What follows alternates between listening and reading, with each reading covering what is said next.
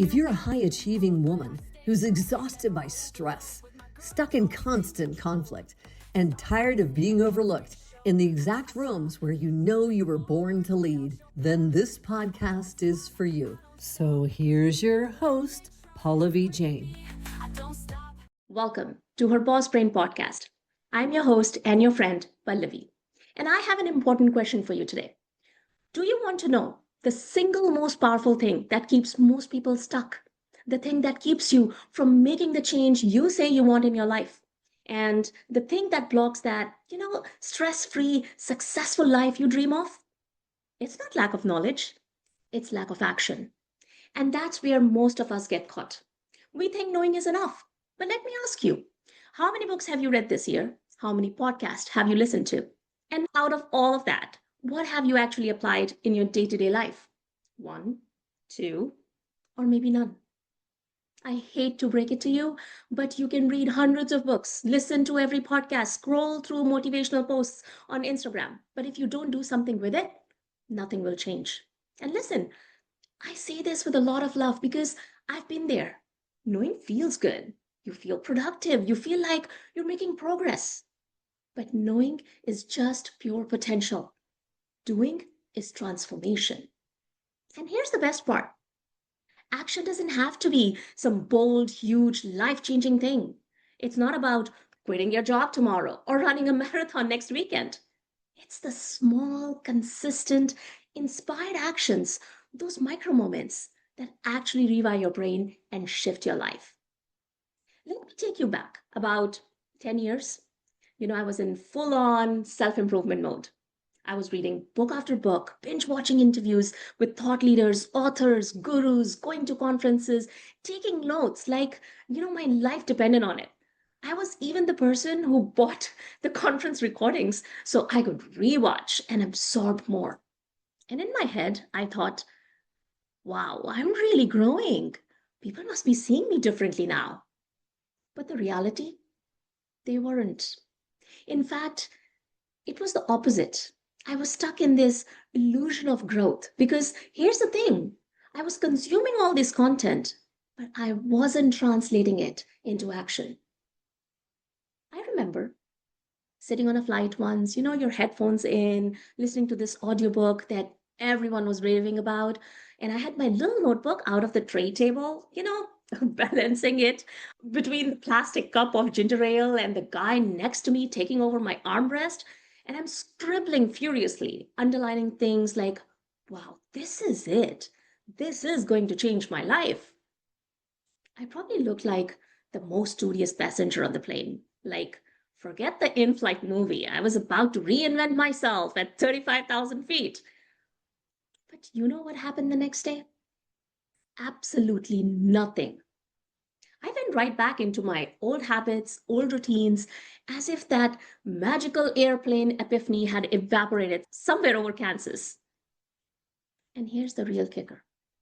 Not only did nothing change in my own routines, but when the people around me didn't respond to me as this new, improved version of myself, I'd get frustrated.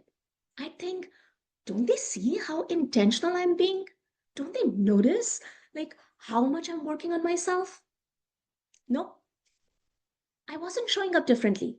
I was talking about change, but I wasn't living it. And if I'm being really honest, I think I drove people around me a little crazy. Because picture this, here I was, constantly sharing all these amazing concepts I was learning, but not actually implementing them. Now, I don't care anymore what people think of me.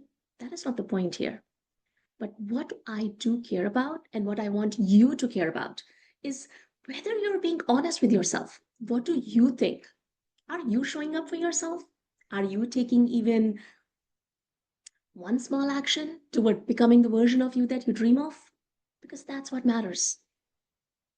Looking back, there were these three big mistakes I made that you can avoid, that kept me stuck and not getting me moving from this knowledge that I'm gathering to actually implementing it. Mistake number one, consuming instead of doing. I was binging books, podcasts, videos, thinking I was getting better just because I was learning. But Learning without application is just entertainment. It feels good, but it doesn't change you. Mistake number two, doing it for external validation. I cared way too much about whether other people noticed a change in me, and when they didn't, I got discouraged. They kept me in this exhausting cycle of chasing approval instead of focusing on my growth? And then mistake number three, waiting for these big, bold breakthroughs. I kept thinking change had to look dramatic, a big transformation, an overnight success story. Meanwhile, I ignored the small, consistent steps that actually create lasting change. I don't know, but can you relate to any of this? Have you ever felt like you're working on yourself but secretly frustrated because nothing seemed to shift? If so, you're not alone, my friend. I've seen this pattern again and again in my coaching work, my workshops with executives, teams, individuals. The truth is, we know a lot. We know what is good for us. We know what really we should be doing. But knowing isn't the issue. Translating that knowledge into consistent action is. The fact is, most teams go through training programs, have great aha moments within the session, but 2 days later, are they applying what they learned in the session? No, they don't. And that's why a lot of these initiatives fail in organizations. The sense of responsibility and agency for their own life and action they take every day is missing. And that is one of the core area I try to focus on when we go through my lead from within workshops. Because listen, if you don't help employees and leaders translate what they have learned into daily action, nothing will and nothing can change. So are we ready to take that ownership, be accountable for our own actions, and learn some tips to start taking inspired action? If that answer is yes, then I want you to keep listening. So we are at episode 10. Okay. And I want this episode to be different. I want this to be a pause and pivot moment for you too. Let's talk about how to actually consume this podcast so it changes something for you, not just entertains you or just fills your time. I purposely keep solo episodes short, 15 to 20 minutes. Why? Because your brain has limits. After about 20 minutes, retention drops. Your brain wants to conserve calories. It slips into the lazy mode. So you can listen all day long, but if you don't pause to apply something that you're learning, you're wasting your time. Listening without action is like buying 10 cookbooks, sitting on the kitchen table and never cooking dinner. That's why I give you 2 to 3 practical tips at the end of every episode. Those aren't just suggestions to skim over, those are your action items. If you can pick even one and apply it for a week, you will feel the difference. So if you have been listening but not acting, consider this your gentle nudge. Actually, scratch that. Let's be honest. It's your kick in the butt. Don't just consume, apply. Okay? Now, because I know this journey from knowing to doing is tricky, it was for me, I want to share some of the most important lessons I have learned. And I'm going to group them into 3 big categories so they're easier to remember. Okay, you ready for it? Number 1, start small and be consistent. I've mentioned this multiple times in my previous episodes because here's the irony. When we want to change our lives, when we feel pumped up and motivated, we pile on more stress very quickly by trying to change everything at once. I used to decide, okay, tomorrow I'll wake up at 5 a.m., meditate for 20 minutes, journal, exercise, and drink green juice. By day 3, I'd be exhausted and back to my old habits. The truth? Your brain rewires one habit at a time. Think of it like building a muscle. You wouldn't go to the gym for the first time and try to lift 200 pounds. You'd start small, build consistency, then add more. So start small, one micro action. When you master that, then add another. And that's how you activate your boss brain one neural pathway at a time. And here's a bonus. Please stop waiting for perfection. I did.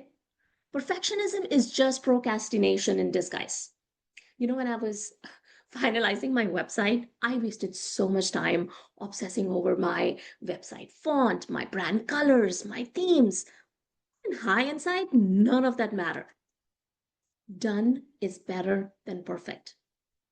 You're thinking of starting an exercise regime, which ideally includes 20 minutes of cardio, 10 minutes yoga, 15 minutes of strength training, but shoot, you only have 20 minutes instead of 45 minutes. So what do? You start blaming your kids, your spouse, your work buddies for making your life miserable because of them, you don't have the luxury to spend 45 minutes on your fitness. Result: no exercise and a lot of resentment and anger. Do it for 20 minutes and build it slowly. Imperfect action beats no action every single time. So, my challenge for you this week: what is one small action you can take today? Just one. Pick it and do it, even if it means doing it imperfectly. Tip number 2: create daily moments of intentionality. One of the most powerful things I have ever done is, set a morning routine and intention. Every single morning, I take a few minutes to sit with myself. No phone, no podcast, no music, just silence. Sometimes I sit in silence, sometimes I walk without my phone. The point is, I decide who I want to be that day. And listen, I don't always nail it. I mess up plenty. But the power is in resetting. If you slip, don't give up, start again. Another practice that helps is knowing your why. If you're doing something for validation or comparison, you won't stick with it. Do it because you want your own joy, peace, well being, and clarity. Be intentional also of the stuff you're consuming. It can and will get overwhelming if you start consuming everything that comes in front of you. Protect your energy and attention.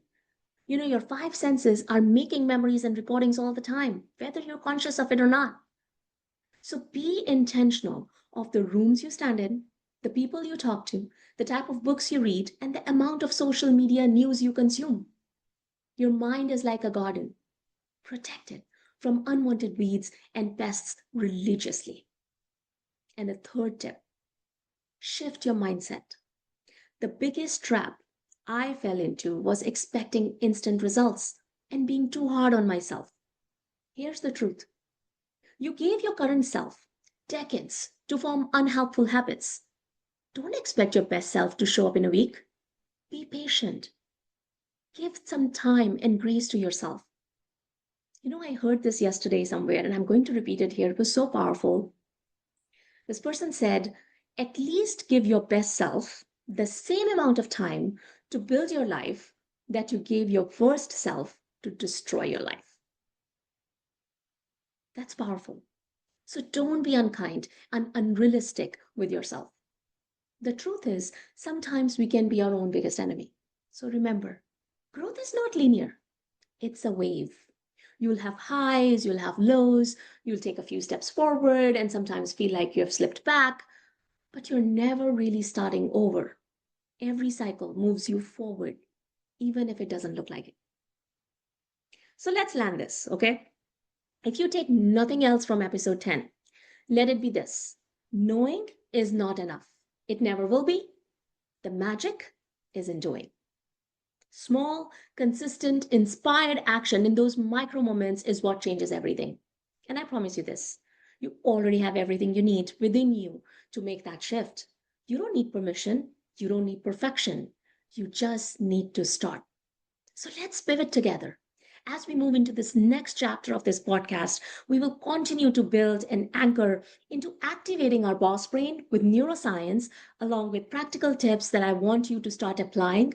Plus, I've got some really powerful women who will also be joining us as guests. They're going to share their own journeys of moving from stress to success, along with many more science based tool strategies that work in real life. But for now, I want you to pause. Pick one thing from today, just one, and do it this week. This Boss Brain podcast is your space where the science, practicality, ownership, and community support from other inspirational women comes together to anchor you in the best way possible. I'm, of course, here for you throughout this journey, sharing my tips, mistakes, lessons, and wins to help you however you need me. But it is you. who has to take all of this and make it happen for yourself one step at a time.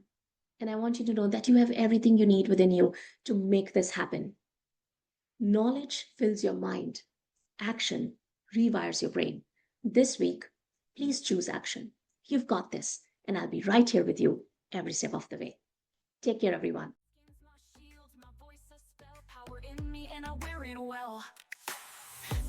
So that's it for today's episode of her Boss Brain podcast. Head on over to Apple Podcasts, iTunes, or wherever you listen and subscribe to the show. One lucky listener every single week that posts a review on Apple Podcasts or iTunes will win a chance in a grand prize drawing to win a $25,000 private VIP day with Pallavi herself. Be sure to head on over to herbossbrainpodcast.com and pick up a free copy of Pallavi's gift and join us next time.